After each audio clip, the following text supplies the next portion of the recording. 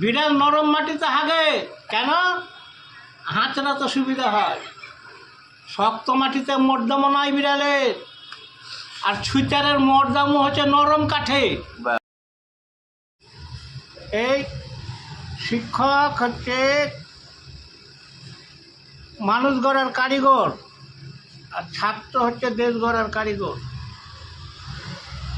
আমরা ছেলে আমার কেন? আমরা ব্যক্তিবাদের পাকে ডুবে আছি, নিজে বাঁচলে বাবার নাম। তো ছেলেকে আমরা লেখাপড়া শিখতে পাঠিয়েছি। শিক্ষক যদি শাসন না করে তাহলে কি পরিণতি হবে? লেখাপড়া শিখবে? একটা শিক্ষক গলতি করল, আপনি দৌড়ে চলে গেলেন শিক্ষককে সাহায্য করতে, কিন্তু যে কারণে লেখাপড়া শিখতে পারছে না, এডুকেশন পলিসি শিক্ষক ঠিক করে নাকি? এডুকেশন পলিসি ঠিক করে সরকার। তা আপনি একটা শিক্ষককে সাহায্য করতে দৌড়ে চলে গেলেন। ও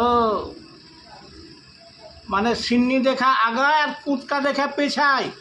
ওই সরকারের বিরুদ্ধে বলেন তো দেখি, তোমার এডুকেশন পলিসির জন্যে আজকালকার ছেলে মেয়েরা লেখাপড়া শিখতে পারছে না। পর্যাপ্ত পরিমাণে শিক্ষক নাই স্কুলে, শিক্ষক নাই, ক্লাসরুম নাই। তারপর যে এডুকেশন পলিসি ঠিক করে দিছ তাতে লেখাপড়া শিখছে না। এবার শাসন করতে গেলে গার্জেন তেড়ে চলে এসছে।